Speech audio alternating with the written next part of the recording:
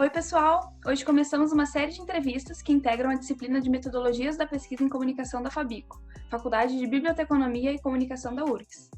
Eu sou a Mariana Argu, uma das tutoras, e nesse primeiro episódio nós vamos falar de 2 dos muitos procedimentos metodológicos que vocês podem usar na pesquisa de vocês: entrevistas e questionários.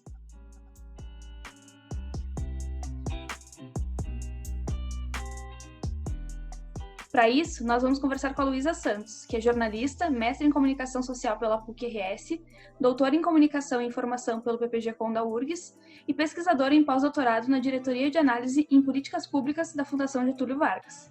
Ela também é fundadora da Escola de Comunicação, uma consultoria acadêmica e de pesquisa em comunicação.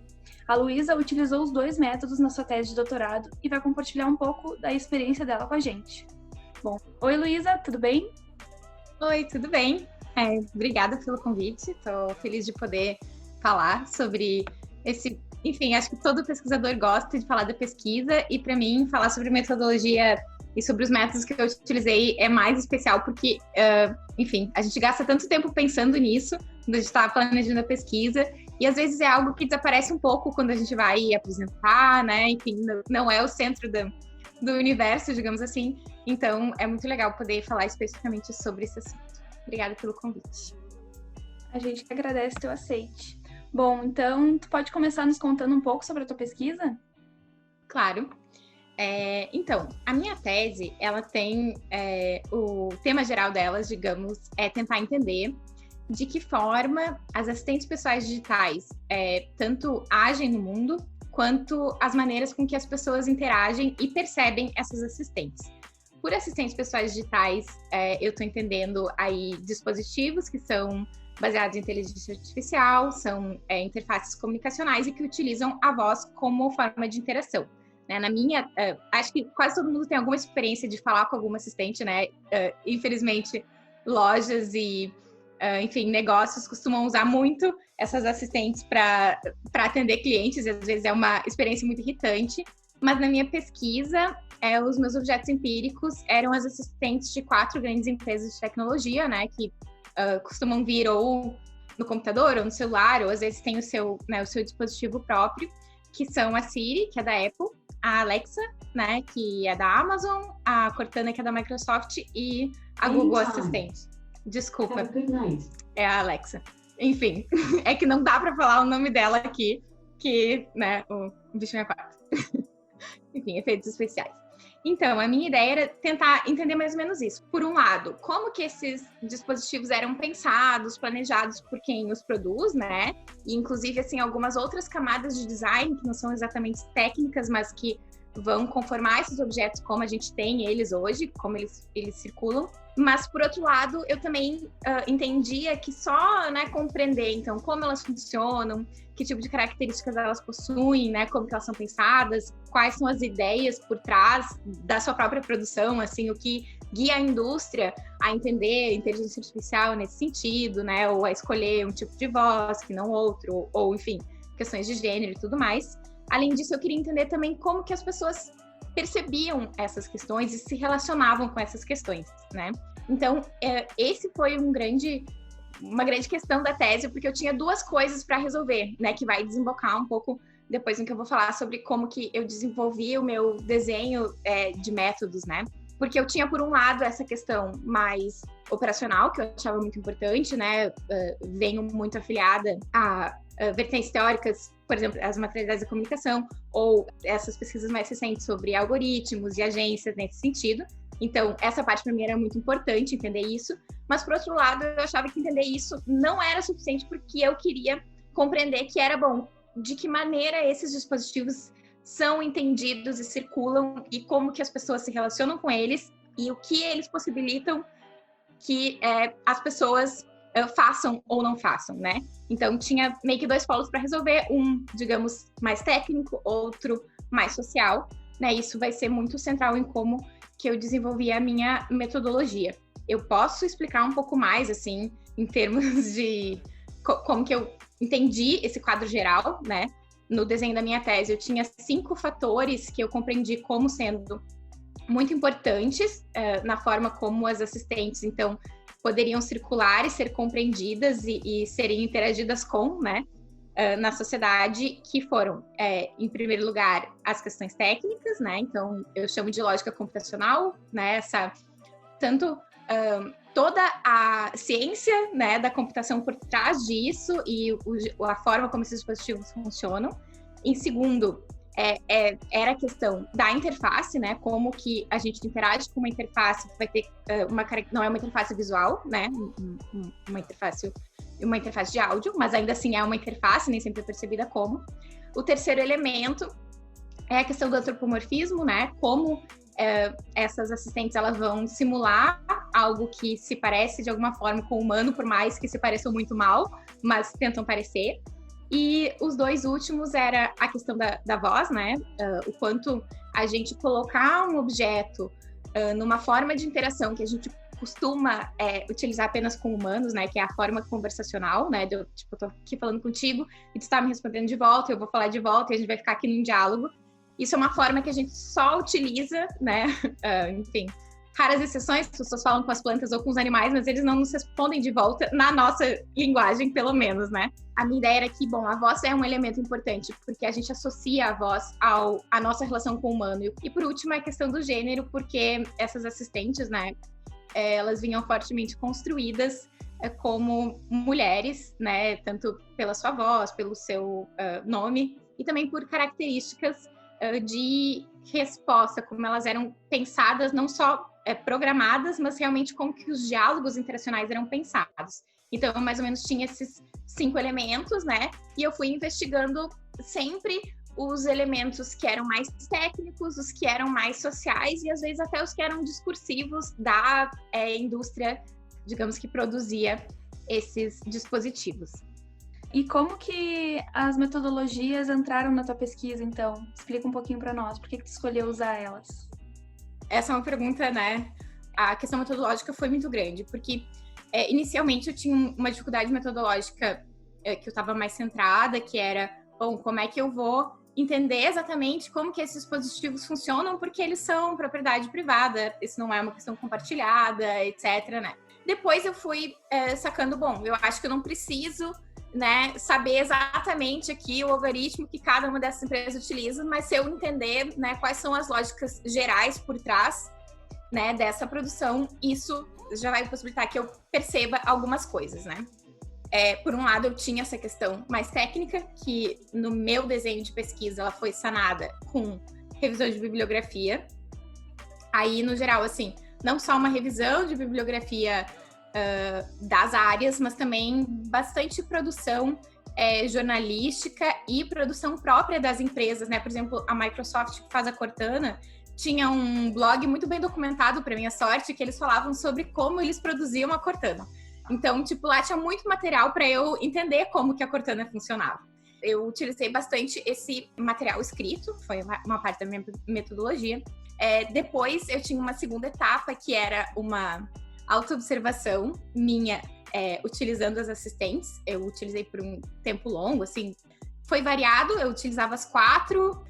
No fim, a Alexa e a Google Assistente foi as que eu utilizei por mais tempo, a Cortana um pouco menos, mas eu fazia como se fosse eu gosto de chamar que eu fazia uma etnografia com elas, embora elas sejam objetos e não pessoas, mas eu utilizava realmente métodos um pouco etnográficos, então eu fazia anotações assim, de diários das interações, ou eu registrava algumas interações mais específicas e tal. E então essa foi uma segunda parte. E depois eu tinha outras 2 etapas que tinham que dar conta dessa questão que eu te falei, que era mais, bom, como que as pessoas percebem, como que elas utilizam e como que elas se relacionam com esses elementos que são, né, pensados por quem produz uma determinada maneira. Então, para isso, eu pensei, bom, não tem muito outro jeito a não ser falar com as pessoas, né? E foi aí que me ocorreu, primeiro fazer o formulário e depois eu fiz as entrevistas em profundidade. A minha ideia, na verdade, o formulário eu sempre tive um pouco de dúvida se eu ia usar ou não, mas acabou sendo um instrumento bem importante. Eu tinha um pouco mais de certeza sobre a utilização das entrevistas. E a minha ideia, então, era que o formulário, primeiro, ele viria para eu ter uma ideia mais geral do que as pessoas estavam fazendo com aqueles dispositivos ou não, ter algumas pistas que eu pudesse explorar em profundidade na entrevista, assim, e realmente ele foi fundamental para isso e qualificou muito a forma como eu fiz a entrevista, porque então eu já tinha alguns insights bem mais formulados para eu poder investigar essas questões nas entrevistas, né? Então, tanto o formulário quanto as entrevistas, elas vieram no sentido de trazer para a minha pesquisa um pouco de, como que as pessoas, né, percebem e utilizam esses sistemas que eu estou investigando. Estou tentando unir esses dois lados, né? Como são produzidos e como são utilizados. E a partir de quais autores que tu utilizou essas metodologias? Quais os autores que te deram base para utilizar? Tem essa parte, né, como eu falei, que eu mais ou menos tinha uma inspiração etnográfica, então os autores da etnografia foram importantes para essa parte, mas para a parte mais específica das técnicas de entrevista, né, e da técnica de construção do formulário mais quantitativo, eu acho que na comunicação a gente tem, assim, estamos num bom lugar para pensar isso, né? Primeiro porque, eu tenho formação de jornalista, né? E muitas pessoas da comunicação também têm. Então, a técnica de entrevista é algo que a gente aprende e foi incrível como isso fez diferença, né? Inclusive, uma das bibliografias que eu gostei muito vem daí, né? Que é da Cremilda Medina, vem de técnica de entrevista de jornalismo, né? Tem outros autores jornalistas que também falam sobre isso, e eu acho que é muito legal para quem vai fazer a entrevista também olhar para esse lado, né? Porque a técnica ela não é muito diferente da pesquisa nesse sentido do que da prática jornalista. Então, vai por aí, mas também tem outros autores que ajudaram bastante, né? O Bourdieu ajudou, ele tem um artigo que é num livro chamado, acho que é A Miséria do Mundo, que ele problematiza bastante, fala bastante da experiência de entrevista, de entrevistar, né? A relação entre entrevistador e entrevistado. Tem também um livro do Pedro Demo, que foi muito útil em relação... ele fala sobre pesquisa, eu acho que é pesquisa qualitativa em ciências sociais, ou algo assim. Que também ele fala sobre diversos métodos, inclusive a entrevista. É um livro que para mim foi muito útil nessa construção. E tem um outro livro sobre métodos e técnicas de pesquisa em comunicação, que tem tanto um capítulo sobre entrevista quanto um sobre formulário. E esses também, esses dois capítulos são muito bons, assim, para a gente pensar. E eu acho que conforme a nossa conversa for avançando, assim, eu acho que algo que, e a gente vai falar mais sobre isso, mas algo que ficou muito claro para mim na tese é como esse momento de criar esses instrumentos, né, o momento de criar um instrumento de entrevista, o momento de criar um instrumento formulário, de pensar ali as questões, né, realmente cruzar isso com o meu problema de pesquisa, né, cruzar isso com os meus objetivos, tentar ter sempre isso em mente, eu acho que o momento crucial para quem vai utilizar esses métodos, sabe? É ali que a mágica acontece, o momento realmente que tu joga para o mundo, que tu vai fazer entrevista, que tu faz o formulário circular, ele é um momento mais, tipo, de empolgação, mas um momento em que realmente tu vai poder cruzar tudo que tu já pesquisou, né?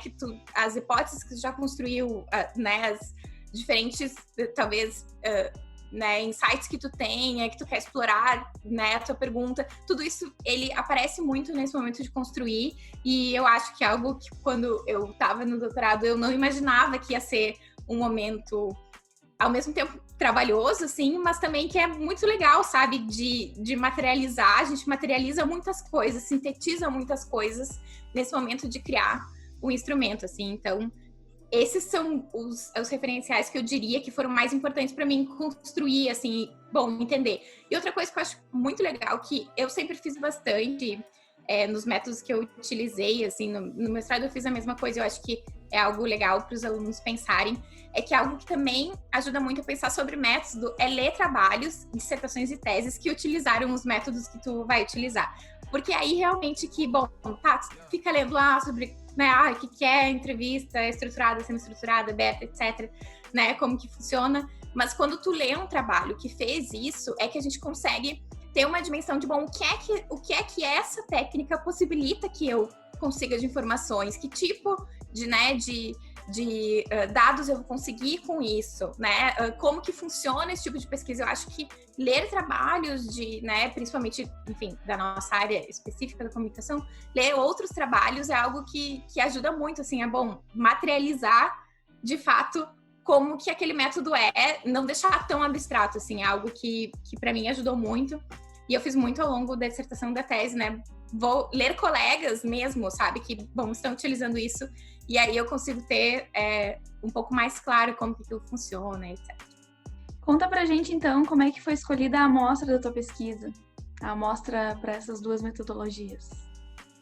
O meu objetivo com o formulário, né, como eu falei, eu queria ter mais essa ideia, né, de como eu estava lidando com um objeto muito recente no ambiente comunicacional, né, eu queria ter uma ideia de, bom, será que as questões que eu tô aqui na minha pesquisa achando que importam, será que elas importam para as pessoas que estão utilizando, né, que tipo de relação será que elas estão desenvolvendo? Eu queria pistas sobre isso, né, além de, digamos, números sobre isso, eu queria mais pistas. Então, o meu formulário em específico, ele não tinha o objetivo de ter uma validade estatística. Eu acho que isso é importante colocar, porque para alunos que vão buscar uma validade estatística das suas, né, enfim, da sua aplicação de formulário, os cuidados com a construção da amostra são diferentes dos meus. No meu caso em específico, para o formulário, eu tinha um único requisito, que era que a pessoa já tivesse utilizado uma assistente pessoal. Então, não tinha outro requisito, esse era o único. E isso, né, por um lado, cria algumas dificuldades, assim, porque acho que essa é uma dificuldade geral da criação de formulários. Que eu precisava, como eu tinha, bom, eu não tenho um público definido, né, não vou aplicar esse formulário, sei lá, com crianças, idade tal a tal, né, de tal classe. Não, meu requisito único era, bom, pessoas que já utilizaram de alguma maneira. Então, a minha preocupação muito grande era para fazer circular esse formulário mais distante de mim possível, para que essas respostas que eu obtenha sejam mais variadas possíveis e não sejam muito centralizadas na minha rede ou na rede da minha rede, né? Então, tentar ter um pouco desse distanciamento na construção da minha amostra, né? Em parte isso funcionou, em parte não funcionou tanto, né? Eu tive um retorno muito maior de pessoas da comunicação, por exemplo, do que de outras áreas do conhecimento. Mas, por outro lado, eu tive respondentes de todas as áreas do conhecimento, que me deixou feliz, porque enfim, tinha pessoas, sei lá, da agronomia respondendo, então, legal, tem uma certa variedade, mas a maioria foi da comunicação, então, isso é algo sempre que na minha tese eu tenho que pesar, né, nos resultados que eu tô ali analisando.